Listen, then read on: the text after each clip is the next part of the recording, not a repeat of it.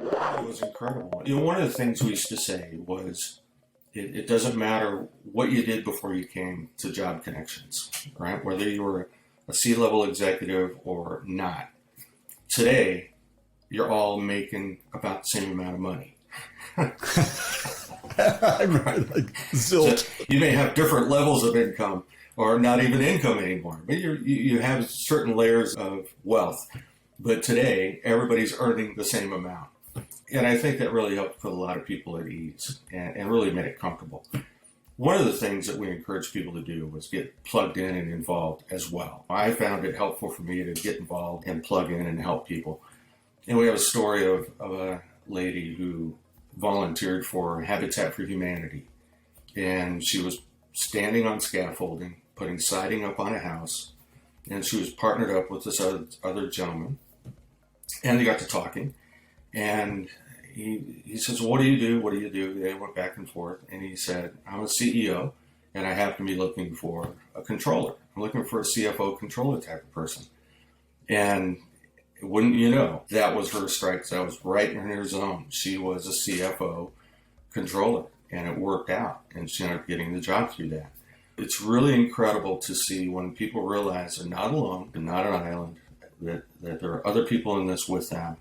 And we're all going through the same thing. Obviously, just at various levels. And some people were really hurting. It was really an incredible program that was serving the greater community. We were awarded by the city of Danville for our efforts there and what we were doing and the impact that we had on the community. And that was cool. And it was a lot of fun. It was a great, great time.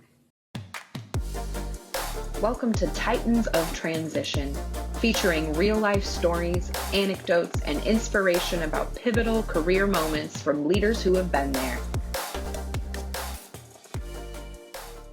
Welcome again to Titans of Transition. I'm really pleased to have a longtime friend, Dean Tracy, with me. Dean is an executive career coach and recruiter that I have known for many years. Dean and I used to go to the same church together, and I think this is going to be a great conversation. He spends a lot of time with folks going through both career transitions and related life transitions, and has a ton, I think, to share, especially valuable for those who are anticipating a change or in the middle of a change or looking back at a change, all different facets of changing. Dean, welcome to Titans. Hey, Joe. Thanks. Thanks for having me. Those were good times. They really Playing were. in the band. Yeah. Playing in the band. Yeah, we were on the worship team in a large church in Danville, California. Dean was on percussion, standing right next to me when I was playing guitar. We both encouraged one another to lean in a little bit more into our own growth. Yeah, that was awesome times. Good times. Yeah.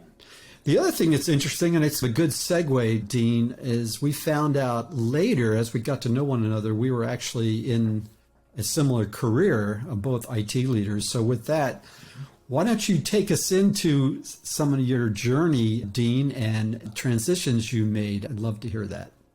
Sure. Yeah. Well, when you and I met, I was an IT director for a software company in Silicon Valley, and it was pre-IPO days, and everything was great, and everything was shiny and new and exciting. And suddenly we were hit with 9/11. And when that happened, the company went sideways. My position was eliminated. And I thought there's this idea of restarting a program at our church called Job Connections. It had been around for a long time, but it faded away. And I redefined it, restarted it, relaunched it after 9/11 as a way to help bring people together with opportunities. And that's how I got into what I'm doing today. I thought I'll always be in IT. IT is never going anywhere. I'll always be in IT.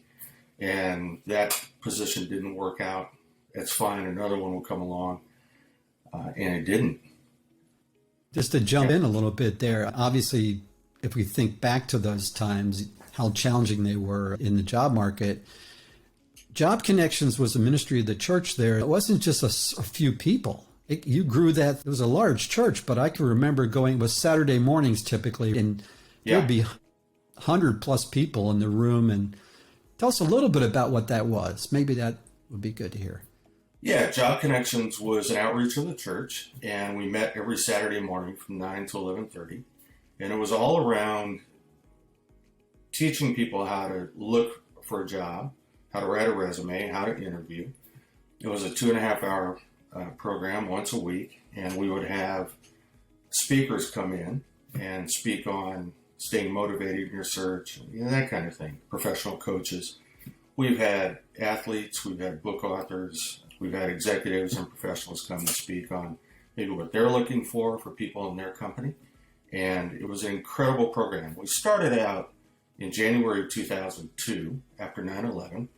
And we had, I think, 8 people in our first meeting. And we were meeting in a classroom, children's classroom, sitting on small chairs.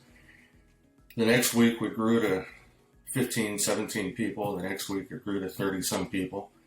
We found ourselves in the multi-use room now at the church with about 100 people every week. And it got to a point where we were having 300-400 people every Saturday morning. We had to move into the main auditorium to run this program. Yeah, it was incredible.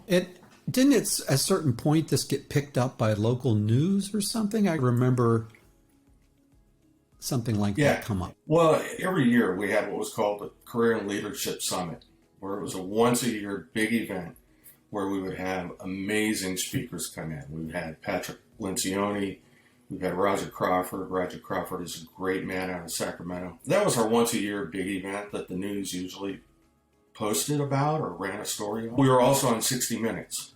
That's and I think that might be what you're talking about. Yes. Where Scott Pelley and the crew came out and we're talking about job connections and people in transition.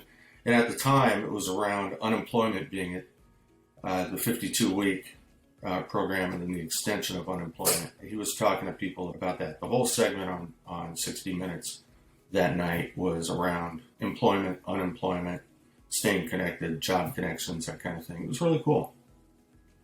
Yeah. So that's also, you went from being an IT executive, senior leader, stood this outreach up or strengthened it. It grew. That then started a transitional journey for you into your current career. It did. As an IT leader, I thought I was secure and everything was great. And then when this happened, it forced me really to understand my passion.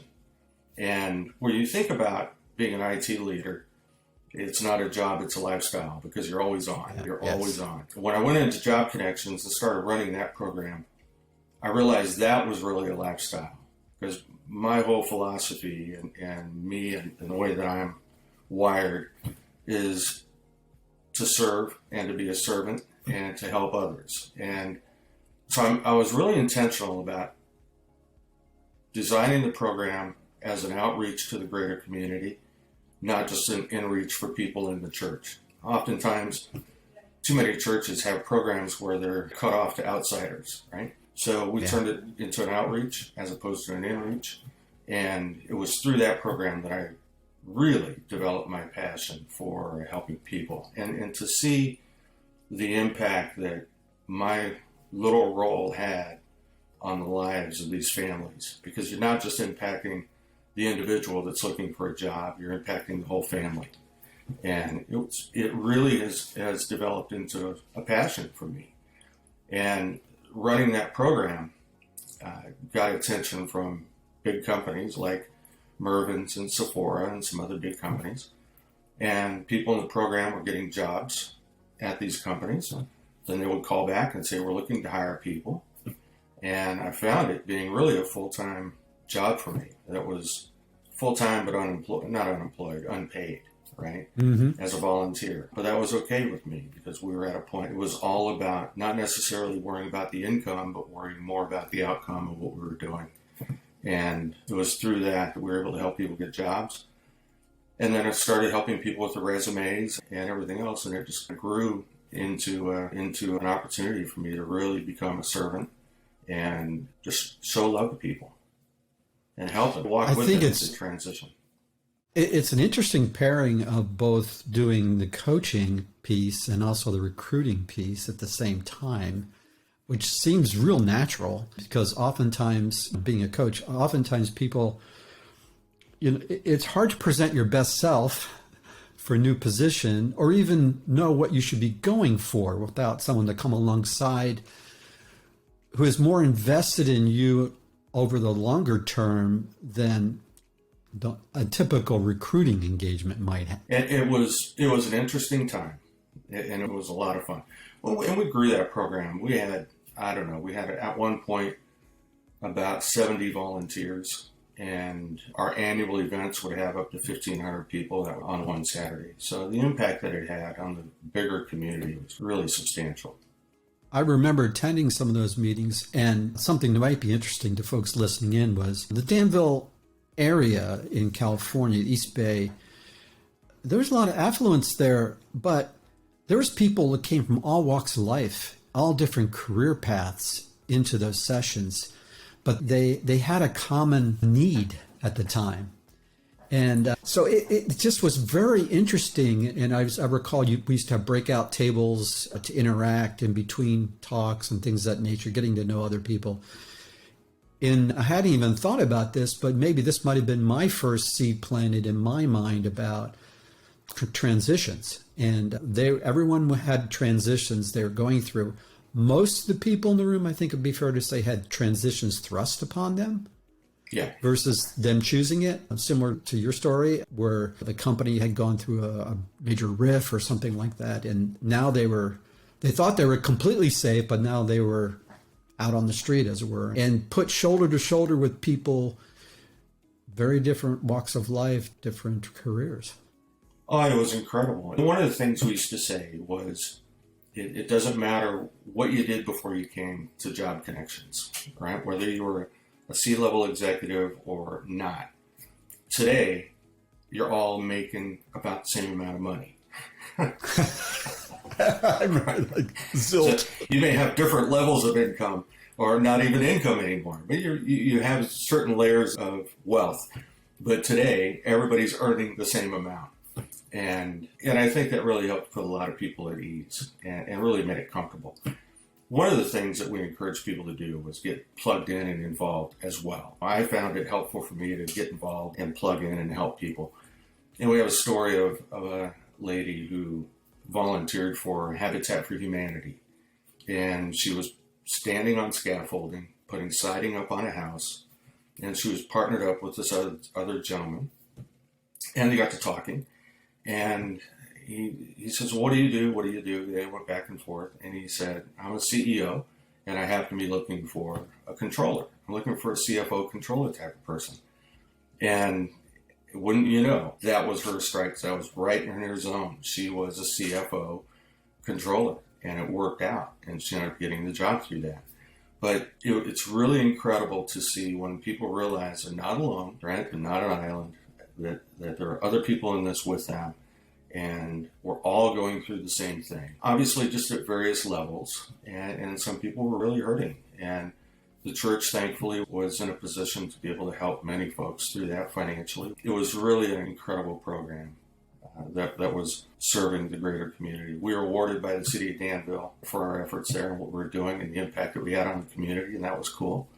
And it was a lot of fun. It was a great time. And it was an opening of this path. And so the other thing that I think is interesting to explore is that, you do a lot of this coaching and recruiting support. You can do a lot of that remotely. And you've had a number of moves. And I think the moves have been driven by something that's going on parallel with you and your wife, Denise. They share together, and that is Tracy Acres. And so we have these at least two tracks. I'm sure there's more, but these two tracks going on. Why don't you tell us a little about your love for horses, when it originally developed, and take us down into that? Well, I had horses when Denise and I met 42 years ago, and we just celebrated this year 40 years of marriage, which is pretty cool. Okay. And we actually had a horse and buggy take us from the church to the reception on our wedding day, and through downtown Arcadia in Southern California.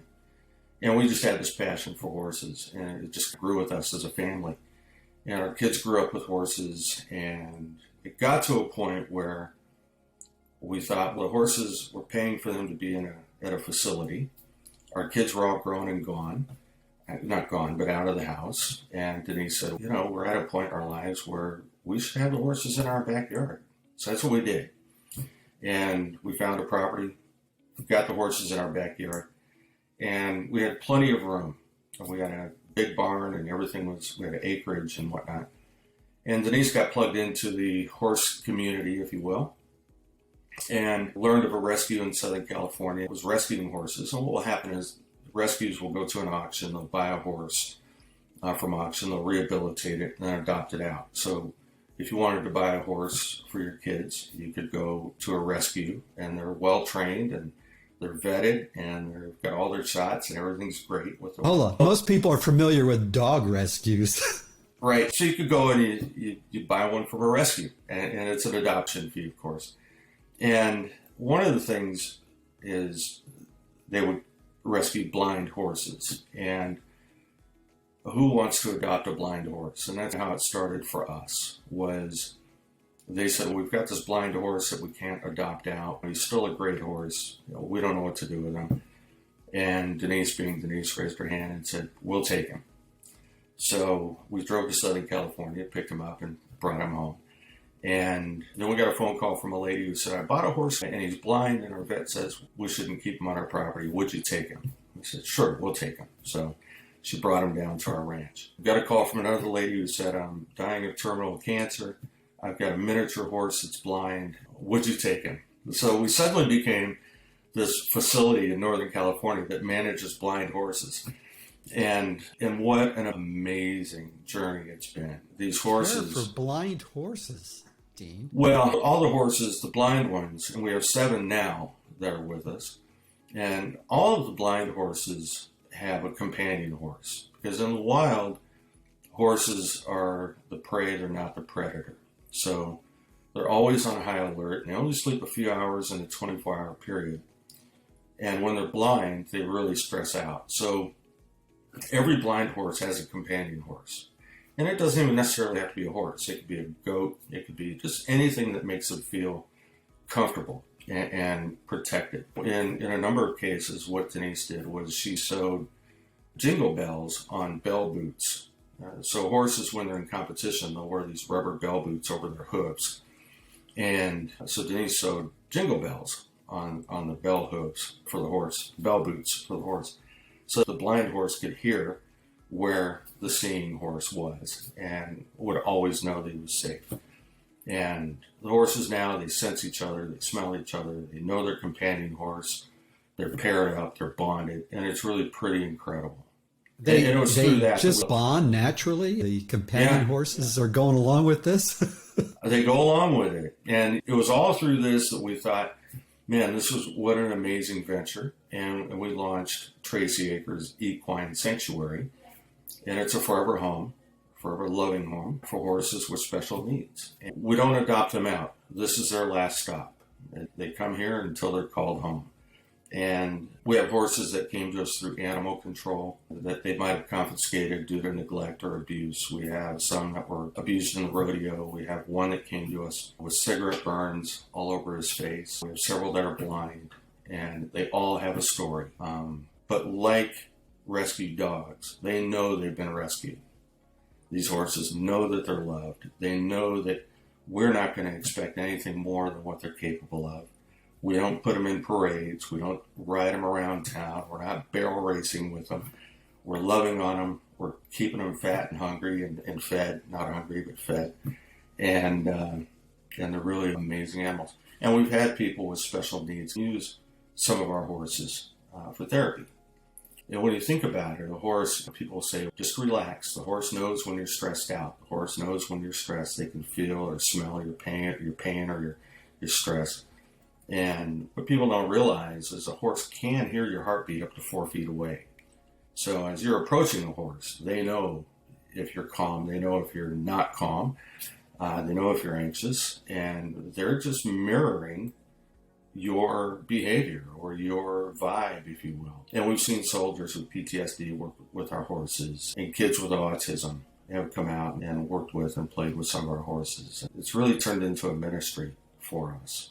So that's interesting. I'm sure that there is folks just going to seem, I'm going to say normal. I don't mean to disparage the horses, but they're blind. Do you think there's something unique there when it comes to these folks who need this kind of support? I think the individual, one of the horses that we had was Cupid.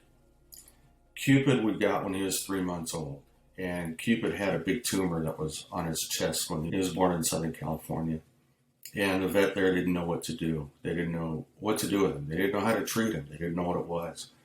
And they were going to put him down. And they called us. They heard about us and they called us and asked if we'd be willing to take him.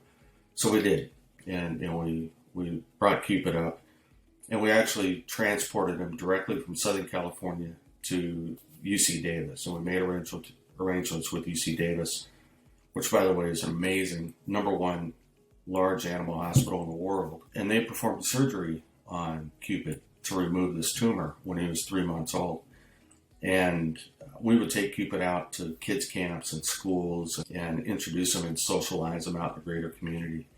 And kids would talk about their grandparents having cancer. And we didn't know what this tumor was with Cupid. In fact, they thought it was a second heart. And that's what complicated things. They thought it was a second heart. But they removed it and they biopsied it. And they still don't know what it is. But when you see Cupid show up at a kid's camp and he's got this 18-inch, it's not, maybe not 18-inch gash on his chest and stitched up, and he would wear T-shirts to protect it, and we wrapped it and everything. And we didn't take him out while it was bloody and open. But when it was healed, and the kids could see the scar on his chest, and they would talk about how their parents or the grandparents or their neighbor or somebody in their family might have had cancer, and now they have a scar too. And so for us, the message was, look, you can get through it. Cupid's a perfect example. They removed this tumor from him. Thankfully, it wasn't cancerous, and he's a thriving horse. And we're probably next year, we'll put him under a saddle and get him to a place where we can ride him. But he's just an incredible horse. Now, there's nothing wrong with Cupid. Now, earlier I said we've taken horses that have special needs. Well, he had a special need. He was going to be put down and needed the surgery. He ended up being our horse, and he's an incredibly beautiful Appaloosa horse and just an amazing animal. So the connection between the individual and the horse, especially when you're working with kids, they see it, they sense it, they feel it. And the horses, I think they've got an intuitive mind, and they're always thinking. And I think they sense it as well. You know, when they work with somebody with special needs, I think they know it. And these horses, I think they all realize it, much like a dog, when you get a dog and it realizes rescue dogs are different than other dogs, right? They know that they've been saved. And these horses, I think they know that they've been saved. And they come to us, they love us, we get to love on them, the people get to love on them. And even the one with cigarette burns. For a while, he wouldn't let anybody go around his face or his head. Now he loves to be brushed and petted. And he's an incredible horse. Yeah, and you have horses of all sizes. You have many stories, I know, and I will put in the show notes how to go view some of the videos you had or get to your website. But the one that I have been tracking on recently is this enormous horse. Is it King? King. Yeah. And King is a Percheron. Mm-hmm. He's gigantic. King is, I think he's just over 19 hands tall. And when you measure a horse, you do it by hand, and it's about one hand is about 4 inches. So you figured 19 hands tall. When he stands proper, with his head up and everything, the top of his head, I'm guessing, is probably close to 9 feet. I can't reach the top of his head. If I stand next to him, I can't look over his back. I'm looking at the center line of his ribs almost. King's hooves are 10 inches round. That's how big he is. Think about the dinner plate or the breakfast you had. Amazing. Dinner plate is 9 inches round, I think. King was a plow horse back east, used by the Amish as a plow horse. And he was bought by a family in Idaho. And when he got there, he had really bad hoof issues, and they were going to have to put him down. And my son learned about the horse and said, well, my parents have the sanctuary. Would you let him go to the sanctuary instead of putting him down? And he was 12 hours from being put down. And they had the vet scheduled and everything. And I drove up and we picked him up and brought him home and took him to UC Davis, and they got him completely healed with his hoof issue, and he's absolutely incredible. So King is about 19 hands tall, and our smallest horse is a dwarf miniature that we can actually take into, I would take him into the grocery store with a vest on. He's a service horse, and he loves peppermint candies. So we'd take him down the candy aisle, and he'd tap the peppermint candies with his nose, and those are the ones we buy. And it causes quite a scene. When you pull in the parking lot of a grocery store and you let a horse out and you walk him into the front door of the grocery store, you can imagine the scene. But Hagrid, he's 28 inches tall. So he's a tiny little, not tiny, but next to King, he's tiny. Yeah. But so we've got, Hagrid that's 28 inches tall, and then we've got, that goes into the grocery store and picks out his candy. And we've got King, who's about 9 feet to the top of his head. And King is actually an amazing, I ride King, and I can ride him bareback, and he's an absolute gentle giant, and it's really incredible. Yeah. Now, I know another transition is your location. I think we can go forward to that in a minute, but getting back to the peppermint story, I do remember you posting some things about I remember a picture or a video of the horse sticking its head through the window of your home to get peppermints from Denise. Is that right? Yeah, that's right. Every night before we go to bed, she would open the sliding door to the backyard, and the horses, we had some that were just loose in the backyard. And they would come and they'd stick their head in through the sliding door, and she'd give them carrots or mints or something. She absolutely spoils the horses, and they love her. I mean, they know. If I go out to the horses, they know I'm there. And if I go to them, they're fine, and they let me love on them and stuff. But when Denise goes out, they come to her. And I think they have each other trained in many ways. Whenever she goes out to see them, she's got something for them. It's a carrot, or it's a peppermint, or it's a cookie of some sort. And she just absolutely spoils them rotten, which is beautiful, because that's what they're here to be. They're here to be spoiled. And they've lived their lives. And when we recently relocated to the Midwest, so to speak, and we brought all the horses out, and the horse hauler found one of our horses. They found a brand on one of our horses, and they said, "We know this guy who trained this horse, and would you sell him?" And we said, "No, we wouldn't sell him." They said, "Name your price. I want to buy this horse." I wouldn't sell him. They said, "No amount of money." No, because look, that horse came to be with us, and we've committed to protecting that horse, and we've committed to loving on that horse, and we've committed never to let that horse go back into that environment ever again. And there's no amount of money that anybody could offer to buy one of our horses. It's just not an option. And we love them. They love us. And it's a lot of work, but it's a passion project. We absolutely love doing it. And it's really remarkable. It's had a big impact on us and our lives. And I think in many ways the horses have changed. Certainly they've changed me, in ways that I couldn't even. Now, I remember us talking again on the pre-call about interactions with the horses and lessons that could be gleaned from that in relationships you have with humans, with people you work with, people you manage, people that you deal with every day. And I'm just curious, is there some things you could pull out? We haven't done this yet, but I know that there are companies that would take their management team out to a dude ranch, for example. And these, you're talking about people that have never been around horses in many cases, and they'll tell them part of learning how to be a good manager is building trust within your team. I think that's a big issue with the horses. You've got to get to a place where the horse can trust you. And if you look at corporate America, companies are amazing. People don't leave companies, they leave leaders. Right? So if you can be a good leader, you can have an exceptionally solid employee retention program. But if you're a bad leader and people don't trust you, you run a very high risk of rapid turnover. And that's the thing with horses. They've got to be able to trust you. So these companies are taking people out into these dude ranches, and they've got to get these horses that have never seen them before to trust them. And to trust them with a halter, to trust them walking, to trust lunging them, to trust riding. And I think that the power that these horses have, when you think about King weighs 2,100 pounds. He's top of his head. You think of this 9 feet. I say 9 feet. I'm probably exaggerating, but it's 9 feet tall, 10-inch hooves, and 2,100 pounds. But he will just as soon sit in your lap and lick your cheek, and overtaking a carrot. He is just an absolute love bug.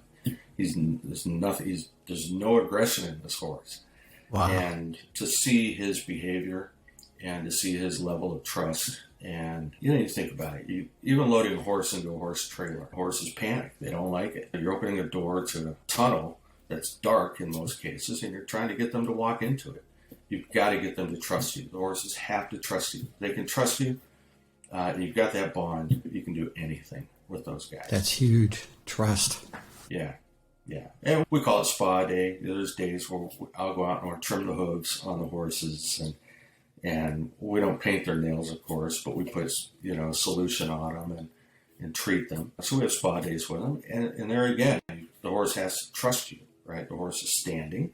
It's not going into a salon and dipping their hooves in salty water and letting the goldfish eat the stuff off their feet, or however they do it. You're talking about walking up to a horse, lifting its hoof, trimming it with nippers, filing it with a rasp, and expecting them just to stand there while you do it. And if you've got that level of trust with the animal, it's unbelievable what they'll let you do with them and for them and to them in many ways. Yeah. That's a huge lesson. That's a huge lesson. Hey, listen, again, there's 2 tracks here to talk about. How can people reach you for coaching support and for recruiting support? And then Tracy Acres as well. Yeah, so for me, I'm just at deantracy.com. My email is dean@deantracy.com. My contact information is there. Tracy Acres Equine Sanctuary, we're on Facebook as Tracy Acres Equine Sanctuary. We have a website, although Facebook is updated more frequently with pictures and video and whatnot than Facebook is, or than the website, sorry. So you're better off finding us and seeing really what's going on day to day. Denise is posting stuff almost every day on Facebook with the horses. We have 27 horses. And that's why, was that one of the major reasons why you moved to the Midwest to get a larger ranch? Or it was larger, but Denise retired in February, which was good.